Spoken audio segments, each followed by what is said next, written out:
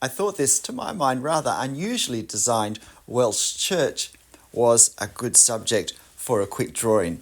Now, because the idea that this is daily drawing practice is that we draw something in a fairly brisk style in a fairly short time, meant that I wasn't planning to do any detail to get caught up in some of the finer elements of it. It's really going to be an exercise for me in visually seeing what I'm drawing and capturing the proportions across a whole scene. So I'm wanting to draw all the elements, or the main elements at least, these two halves to the church, noting that they're not exactly the same size. The one on the left is slightly shorter and it's not as wide as the one on the right. But also to get the elements the tower behind, which, let me tell you, I came so close to forgetting to add. The building on the extreme right, the tree, and at least some of the people to give a sense of scale. And that tree, of course, too, which provides a wonderful contrast and just lets us add a little bit of light with the light effect, with the very brisk hatching for the shaded area of the tree of the lower left. But first we need to establish this zigzag across our page at the top. Now, this isn't the way I normally would start to draw this. I quite likely would normally try to draw that window on the right-hand side of the church first, and then actually establish the church around it. But I thought, why not do something a bit different and just force my mind to think differently in terms of my approach. It's not a bad thing to do sometimes. I think generally it's worthwhile establishing a process in how we draw, in the, if you like, the mechanics of our observation and then starting points. But it can also be interesting and challenging at times to try something different. And I thought this was a good example to try something different with. Now you can see the evidence of my trying something different on the extreme left. It took me a few goes to be happy enough with that angle to move on. Now, because it is a practice, I think it's important that where we think I've got something wrong, that we persevere and get it right.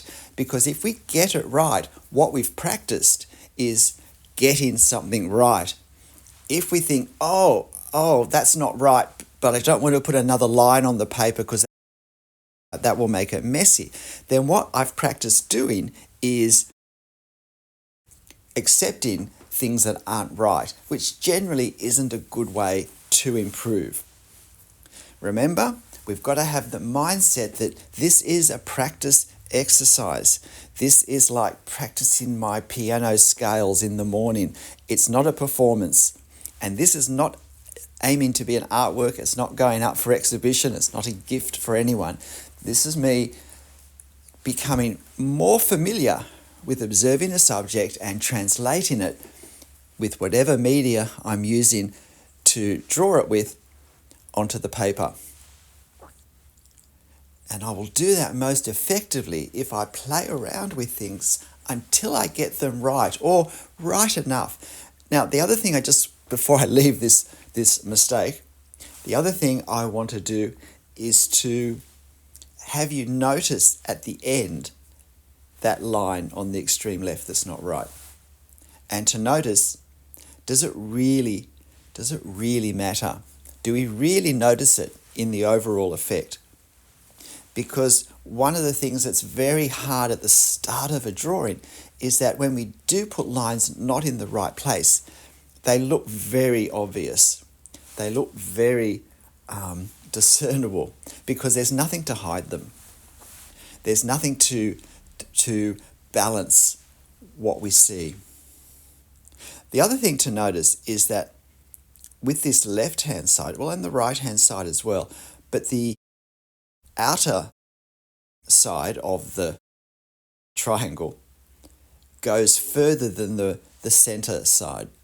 And that's the case on both. And that also makes it just that little bit harder to judge where to put our lines, because we're not drawing something which is perhaps as consistent, as symmetrical across the page as we would like. The right-hand one is larger and the left-hand one, and for both of them, the outer sides slope more than the inner sides, and that does visually create a bit of an imbalance that possibly we're not expecting to see. So now we have the tracery of this window. My plan is to add some more hatching inside to darken the panes, because I know I'm not going to have time to do things such as the stonework or anything but the barest, most gestural representation of the leaves on the tree.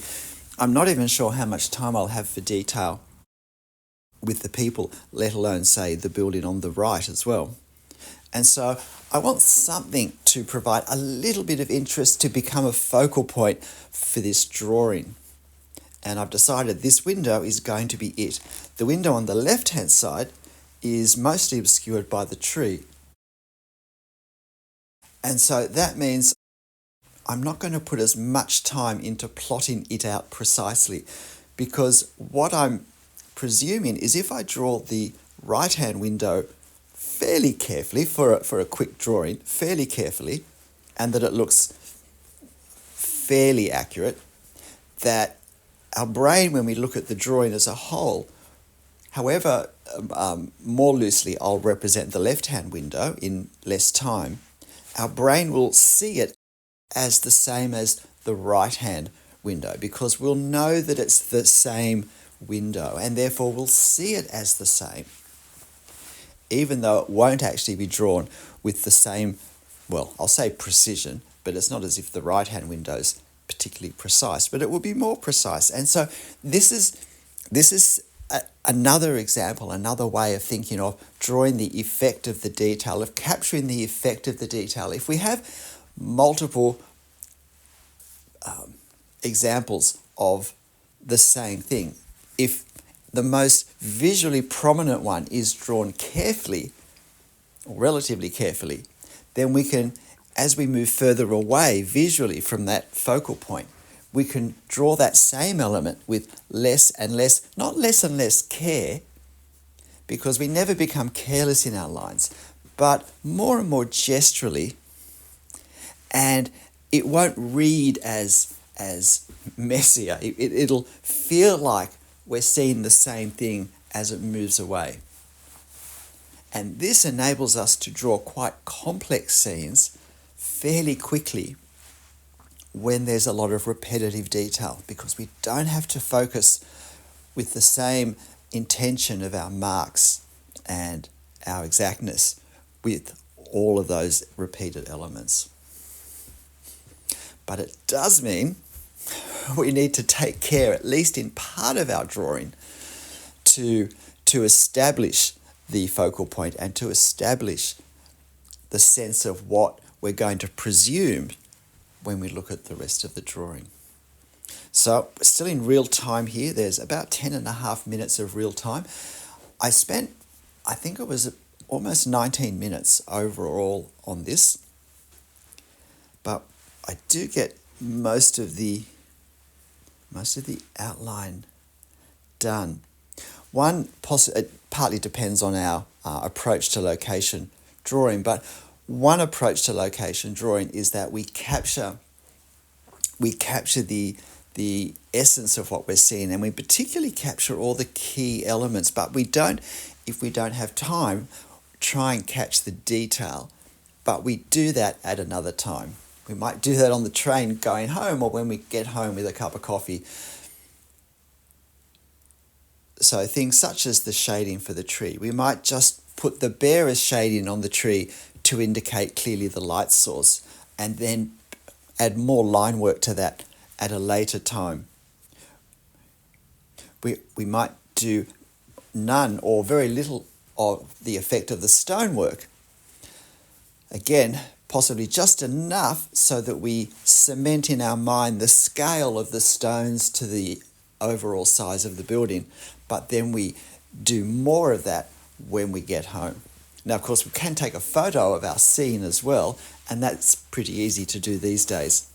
But once upon a time, when photos were a bit more trouble and a lot more expense, to do just a small representative amount of line work on our drawing that we could then use when we got home as a model was a more realistic and certainly cheaper way to go. So now, just for a couple of minutes, we've gone into 4 times drawing speed. So if you want to see any of this part of the drawing slower, use the cog icon and you can slow it down to half speed, which will mean it's double speed of my actual drawing. So I do this darkness inside the church. I don't know if you noticed, but I drew the 2 furthest figures just outside the church. There was actually a wedding about to happen here when we were here. A bit too small. When I put the doorway in behind them, I realised that they were a bit out of scale, and so I increased their size, which isn't that hard to do when figures are some distance away.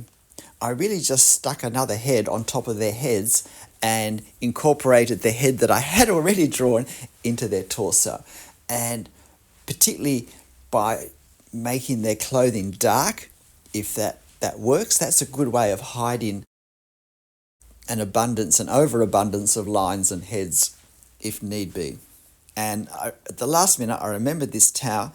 I do want it to feel like it's sitting right back. So even though the whole thing is fairly light and gestural, I made it even more light and gestural, and it does sit further back. Although I do add just a little bit of line work to strengthen it at the end. But I also add very uneven lines to help give a sense of stonework, that it's not a smooth edge. Just got distracted by what am I doing here. That's right, I'm putting the figure closer than any of the figures I've drawn, a bit closer than it is in the reference, just to increase our depth of plane. And you can see I've just done a bit of a jagged edge there. G'day, I'm Stephen Travers. I hope you're finding this daily drawing exercise series helpful. Drawing for less time but more frequently is a very effective way to learn any skill, but that includes drawing. And drawing definitely is a skill. But look, whatever you draw, however you draw it, make sure you have fun. I'll see you next video. Bye.